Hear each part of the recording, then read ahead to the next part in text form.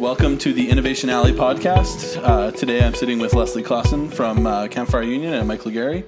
Hello. And we're going to talk about virtual reality. So why don't you start by talking about Campfire Union and what you guys are up to? Sure. So the Campfire Union is a studio and a platform. That's really what we are. Okay.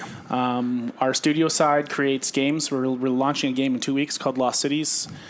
We've had a game in the Gear VR App Store since last June. And then we realized that our repeatable revenue growth model is a platform. So we're developing a platform called Scout 360. We've already got 7 licenses out there in the world, working with some pro football teams, working with some pretty high-level college teams, and we're getting into the museum side and getting into media, and we're realizing that our platform is kind of the future of our company. Awesome. So the licensing is not just in sports; it's happening all over the place. It's all over the place, and what we're realizing and what we're discovering is that when we talk about virtual reality, a lot of investors or VCs or people who are into it want to know what vertical you're in. Okay. And virtual reality is like television, right? It's an entire medium. It's a medium, yeah. And so getting people to recognize it's a medium and understanding that verticals are something that are definitely there, but it's like you got to start wide and narrow in and get into the focus. And that's what we've been doing. We've been starting wide and now we're narrowing it in. So from a listener perspective, can you describe the platform or what it like when you plug into this thing? Like, yeah. What is it? It's the Squarespace for 360 content, essentially. Okay. So like we have this little recorder going on here. Yeah. 360 recorder. Yeah. So what if Dan says he wants an app in the Gear VR store, but he's not an app developer? Yeah. But he creates content. So we work and partner with content creators so they can go in and create the content, and then we bundle it and package it so that it goes into the Gear VR store. Awesome. So we're that intermediate player. Perfect. Yeah, and so we're targeting verticals because we know that's what we have to do to grow. Yeah. But really, it's a pretty big space. Yeah. What are some of the verticals that you've found have been quick to adopt virtual reality? Well, it's interesting because most people will say real estate, and I actually wouldn't say it's real estate. It's more real estate marketing. Okay. So it's you still need people who understand that it takes a little bit of time and cash to develop some of this stuff. So most realtors are kind of independent operations. You want organizations that focus on marketing in real estate. Also, sports seems to be getting into it, and particularly expos and marketing and that kind of stuff. So we've done a lot of work with clients that have expos, and they go out to trade shows, and we create their VR experiences. So this podcast is very seldom politically correct. So I got to ask, so we talk about sports, but porno, come on. Is that market, is it a real market? Is it expanding market? It's an explosive market. Yeah. Is it equal to the other organizations? Is it something, is the growth there or profitability there much higher than other verticals right now? I wouldn't say so. Okay, so it's there. It's definitely. So I would say that you have there's a way of approaching virtual reality in certain ways. Certain people are creating tech, like I forget the name of this company. It just released a product like 2 days ago. Anyway, so basically what they do is they take 360-degree point cloud data. When they use Xbox Connects basically in a sphere, and they map video on a model that they virtually create in the moment. And they're using that for fashion, and they're using that for all different industries. But pornography for sure has a place in that side as well. For sure, that will happen. When we talk about virtual reality, we have to also realize that it's also part mobile. So these mobile headsets and mobile VR, and it's also desktop VR. And so those are actually kind of two different forms of virtual reality. Yeah, is there a major difference between the mobile, like the Samsung, where you stick your little Samsung device to the goggles versus a full hardware? Like, is it noticeably different? It's radically different. It's not even a horsepower. It's the fact that when I have a mobile phone strapped to my face, I can rotate my head, but I can't lean forward and I can't lean back. I can't look under tables. I can't walk around. Yeah. On the desktop platforms, they actually they map the space out so you can walk around and duck and dodge and be really immersed into the experience. Yeah. And that's the really big difference. And so both of these platforms are the mobile and the desktop are just launching now. So November 20th was when the Gear VR launched.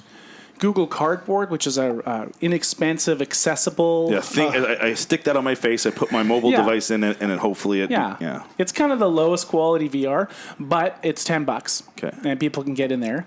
And that's been out for a little while. So mobile is actually the leader of the pack, which is really interesting when you think about it, because 90s VR, the big thing that what failed with the 90s VR is the hardware wasn't good enough, and hugely expensive. But first out of the gate in this real emergence of VR is the mobile platform. That's really intriguing. Dan and I were talking about that. I actually own an SU2000, like the original 1990s full 2-pod 320 by 200 VR. I said we should put it in here, but it wouldn't fit. And again, when I saw it at the amusement trade show, I was like 12 at the time. My dad is like, 140 grand, Dad. Yeah, you gotta buy this. People are gonna love it. Needless to say, we didn't. And I picked it up in Minneapolis for $500 and put this thing back together. But up until 2 years ago, I'd say it actually still had a wow factor. Like the immersive headset, the ability, like you said, to move back and forth, and my little gun, I could tilt sideways. It felt like there's been this just the surgence of development has obviously happened now. Is there any particular leaders? Like, I found out about Oculus and sort of bound myself to that, but who else is really leading that hardware push? So basically you have Samsung that's partnering with Oculus. You have Oculus that's developing a desktop platform. You have Valve, which is a maker of, actually Valve is also a studio with a platform, right? There's platform Steam. Valve is partnering with HTC to create the HTC Vive, which is actually the most compelling VR experience. And then you have Sony that's doing PlayStation VR. And then you have like 10 or 15 other kind of no-namers that are like making their way, doing their own thing as well. And you never know if one of those are going to explode or be really good. So all the big players are there. Apparently Apple has been making a play, but they haven't been talking about it. And so I would say within a year or two, you have all the big players in the game. So is there any standard between all these headsets? Just for any listeners that are wondering. There are some standards. There is something called open source virtual reality, but it's kind of being forgotten about. Well, investors don't like open source. Come on now. Yeah, and the reason also is because as open and modular as open source hardware is, there is something about having a one vision, nimble way of just implementing an idea. Yeah. And when you kind of do it in collaboration, some of the best stuff comes out of open source, but it is also a longer, more thorough process. So I question this diversified market we're entering, where as a consumer I'll have 10, 15, 30 choices of hardware, desktop or mobile. Yeah. From a developer point of view, knowing there's no one standard to rule them all, how do you make investment decisions? How do you what motivates you to focus in an area or a hardware platform? So basically, like I said, we're a studio and a platform, and as a studio, we're a Unity studio, which means that we invest in a particular type of gaming engine, which is cross-platform. So it lets us develop on one platform, and then you still have to port things over to other platforms, but it's not as complex.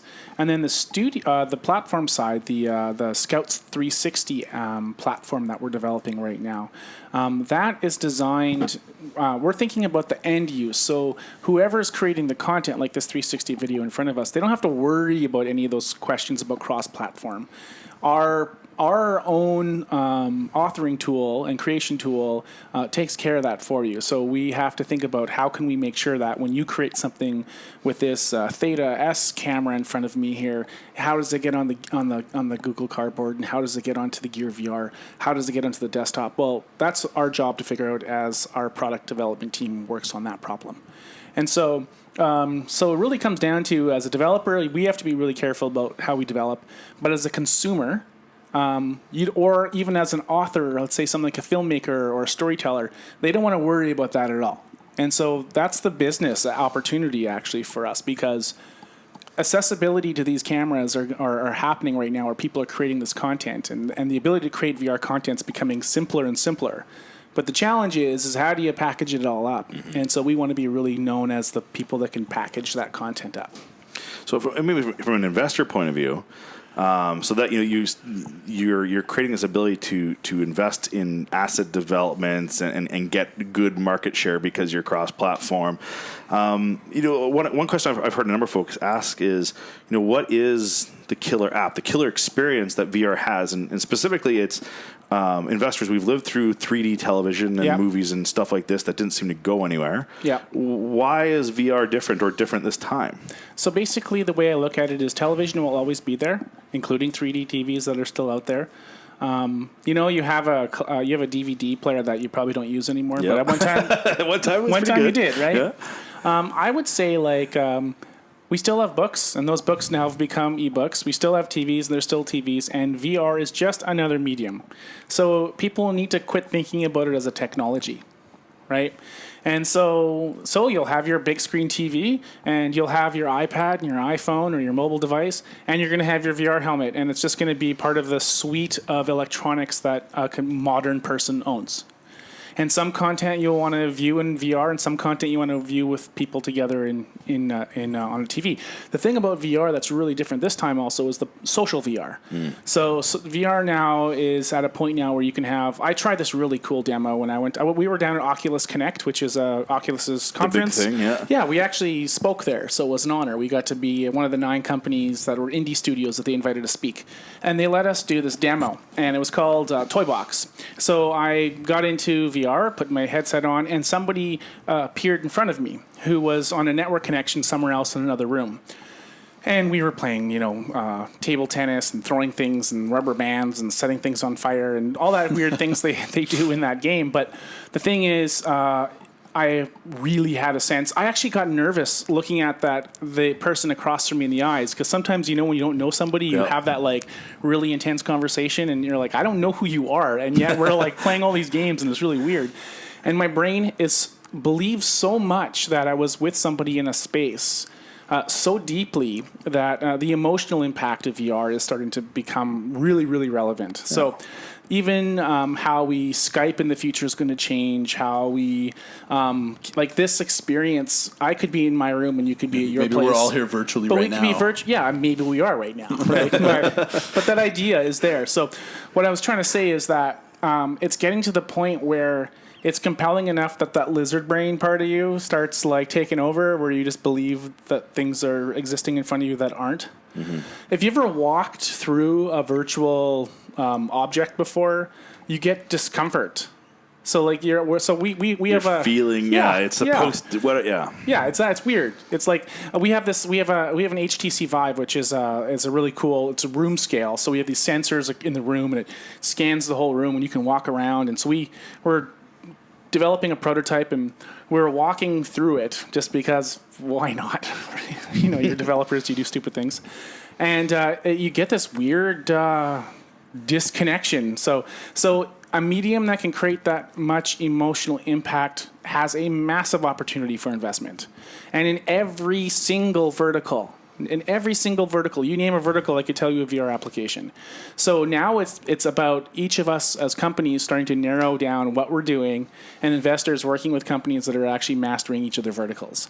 So for us, it's that square space for content and creating the tools for people to create VR content. Oh. And the studio side. And the studio side is about creating games and also R&D. The studio is important. If we don't continually do R&D, we don't see the next wave of VR, because this is the first wave of VR. Just like the internet came out, everyone was creating ridiculously bad web pages. Now, 20 years out, we've got these extremely beautiful software as a service web apps that we're controlling our lives with. Yeah. VR is going to go through all those iterations. This is just the first opportunity in VR. There's another 100,000 opportunities in this. So, as an investor, I know you want to jump on it now, but also keep in mind that the whole industry is going to shift 3, 4, 5 times in the next 4, 5, 6 years in directions that we don't know. So it's really important that R&D is part of that process. You can't drop that. Yeah. So if you're a startup, you're wanting to get into the VR,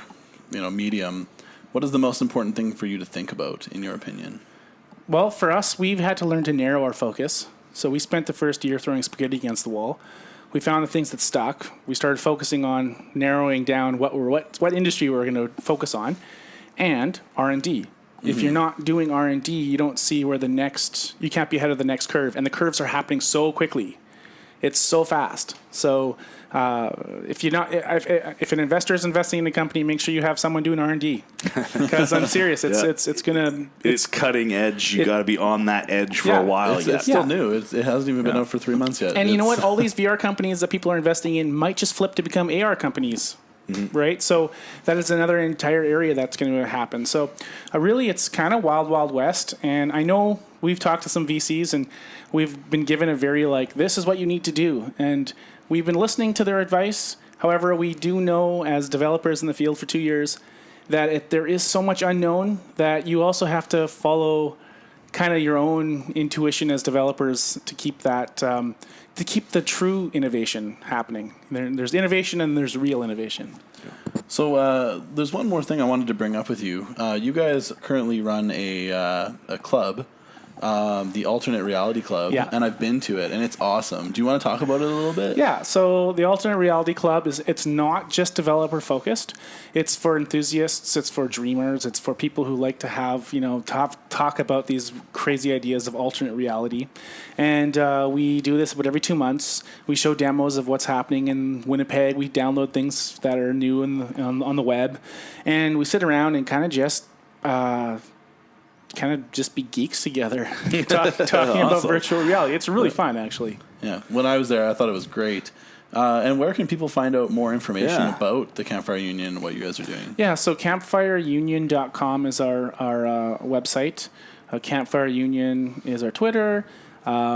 We have a blog that we do, all sorts of stuff. We do a blog.